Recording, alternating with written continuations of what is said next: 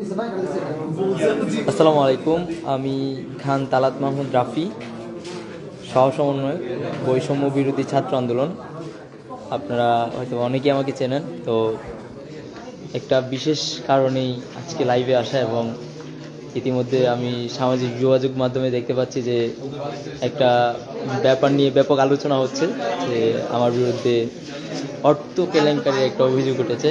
সেটা হচ্ছে 32 কোটি টাকার ব্যাপারে কথা হচ্ছে। তো আপনারা যারা আমার ফেসবুকে যুক্ত আছেন এবং যারা আমাকে চিনেন, আপনারা অনেকেই অধিকাংশই জানেন। এর আগেও বিগত সময়ে কিছুদিন আগে, মাস দেড়েক হবে, সেম জিনিসটা নিয়েই অভিযোগটা উঠেছিল, এবং আমি এটার একদম ধরে ধরে পয়েন্ট টু পয়েন্ট খুঁটিনাটি ডেসক্রাইব করেছিলাম, আপনাদেরকে জানিয়েছিলাম। তো আমি আবারও এটা ভিডিওটা শেয়ার করে দিয়েছি।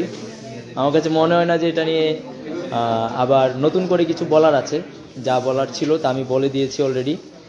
তাও হ্যাঁ, আমার বিশ্বাস, এবং আমি বিশ্বাস রাখি যে আমার কাছে মনে হয় এটা নিয়ে যেহেতু একটা প্রোপাগান্ডা ছড়ানো হচ্ছে, এবং ইতিমধ্যে কিন্তু এই নিউজটা আর নেই, নিউজটা সরানো হয়েছে।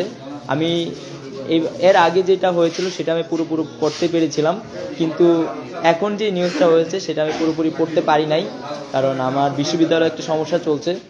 পোষ্য কোটা নিয়ে একটা আন্দোলন চলছে, সেই আন্দোলনে এখনও আছি আমি। তাই নিউজটা পুরোপুরি পড়তে পারি নাই, জানি না কি লেখা ছিল কারণ। বাট এর আগে যেই নিউজটা ছিল সেটা আমি পড়েছিলাম, বাট সেটা কোনো নিউজ পোর্টালের নিউজ ছিল না। দ্য বেঙ্গল টেলিগ্রাম নামের একটা চ্যানেলের নিউজ ছিল, যে নামের কোনো চ্যানেল এই বিশ্বে মানে কোনো নিউজ পোর্টাল এই নামে নেই। আর এবার যেটা হয়েছে সেটা হচ্ছে ডেইলি বাংলাদেশ, আমি যতটুকু দেখেছি ডেইলি বাংলাদেশ এরকম কিছু একটা নাম। তো আমি নিউজটা পড়তে পারি নাই, জানি না কি লেখা আছে, বাট এটা আমি টাইটেলটা দেখেছি যে 32 কোটি টাকার ব্যাপারটা এসেছে।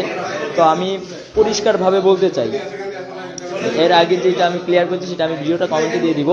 আর পরিষ্কারভাবে বলতে চাই যে অভিযোগগুলো এসেছে, যদি এই অভিযোগগুলোর একটাও 0.001% প্রমাণ হয়, তাহলে বাংলাদেশের আইনে যে শাস্তি আছে সেটা মেনে নিব। সেই শাস্তি মেনে নিতে আমি প্রস্তুত, অলওয়েজ। আগেও বলেছি, এখনও বলছি।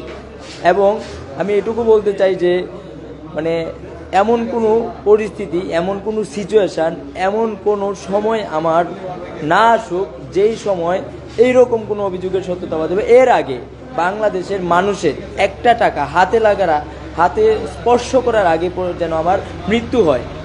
আর যে অভিযোগটা এসেছে, যারা এই ষড়যন্ত্রের সাথে জড়িত, যে বা যারা এটা করেছে, আমি বাংলাদেশের সরকারকে, অন্তর্বর্তীকালীন সরকারকে অনুরোধ জানাবো, আহ্বান করব। আমার কাছে মনে হচ্ছে এই বিপ্লবের যারা সামনে থেকে নেতৃত্ব দিয়েছিল তাদেরকে প্রশ্নবিদ্ধ করে এই বিপ্লবকে ব্যাহত করার একটা প্রচেষ্টা চালাচ্ছে, এবং এই যে মিথ্যা অভিযোগ এবং ভিত্তিহীন যে ষড়যন্ত্রটা চলছে, এই ষড়যন্ত্রর মানে যারা ষড়যন্ত্রটা করছে তাদের বিরুদ্ধে যেন দৃষ্টান্তমূলক শাস্তি প্রদান করে আইনগত ব্যবস্থা নেওয়া হয় এবং তাদেরকে শাস্তি নিশ্চিত করা হয়।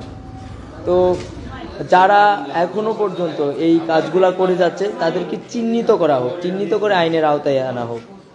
তো আমি আমার যে স্টেটমেন্টটা ছিল, যেহেতু এর আগেও সেম অভিযোগগুলো ছিল, এখানে খুব সম্ভবত আগেরগুলাই এসেছে। তো বন্দর নিয়ে কথা হয়েছে। দেখেন, আমি এর আগেও বলছি, এখনও বলছি, বন্দরের চেয়ারম্যানের নাম্বারটা পর্যন্ত আমার কাছে নাই। বন্দরের চেয়ারম্যানকে গিয়ে জিজ্ঞেস করেন যে রাফি কি কোনোদিন আপনাকে কল দিয়েছিল কি না, এটা বন্দরের চেয়ারম্যানকে গিয়ে জিজ্ঞেস করেন। কিন্তু অনেকেই আমার নাম ব্যবহার করে, আমার ছবি ব্যবহার করে বিভিন্ন জায়গায় বিভিন্ন অপকর্ম করছে, যেগুলো আমার নজরে আসতেছে। আমি সেগুলোর বিরুদ্ধে ব্যবস্থা নিচ্ছি আমার ব্যক্তিগত জায়গা থেকে, এবং আমি প্রশাসনকে অনুরোধ জানাবো যেন প্রশাসনিক জায়গা থেকে তাদের বিরুদ্ধে ব্যবস্থা নেওয়া হয়। কোনো চোর বাটপার, কোনো লুটপাটকারী, কোনো চাঁদাবাজকারী যেন বাংলাদেশে জায়গা না হয়, এটা নিশ্চিত করতে হবে। পাশাপাশি বলা হয়েছে যে এই বিকাশ অ্যাকাউন্টের কথা, এবং এখানে হিসেবেও অনেক ভুল আছে। তো বিকাশ, আমার এখন কিছুক্ষণ আগে আমি বিকাশটা চেক করেছি, আমার বিকাশে 178 টাকা আছে। তো আর বাইন্যান্স অ্যাকাউন্ট তো বাংলাদেশে কোনো বৈধতাই নাই। আমি অনেক আগে, যখন আমি ইন্টারে পড়তাম, তখন একটা বাইন্যান্স অ্যাকাউন্ট খুলেছিলাম। বাট সেটা এখন আর চালাই না। কিন্তু যখন ওই প্রথম দিকে অভিযোগটা উঠেছিল আমি গিয়ে চেক করেছিলাম যে আসলে এটা কি আমার অ্যাকাউন্টে আছে কি না। অ্যাকাউন্ট আছে, বাট যেই অ্যামাউন্টটা দেওয়া হয়েছে সেই অ্যামাউন্টটা অ্যাকাউন্টে নাই। তো আমি পরিষ্কারভাবে বলতে চাই, যারা এই যে নিউজটা সরানো হয়েছে, বাট যে বাজারে এই নিউজটা করেছে এবং যে বাজারে এটার সাথে জড়িত আছে, প্রত্যেককেই আইনের আওতায় আনতে হবে। প্রত্যেককে আইনের আওতায় এনে দৃষ্টান্তমূলক শাস্তি নিশ্চিত করতে হবে। কোনোভাবেই এই বিপ্লবকে প্রশ্নবিদ্ধ করতে পারবে না, এবং যারা স্বৈরাচার ছিল এবং যারা স্বৈরাচার হয়ে ওঠার চেষ্টা করবে তাদেরকে প্রতিহত করব।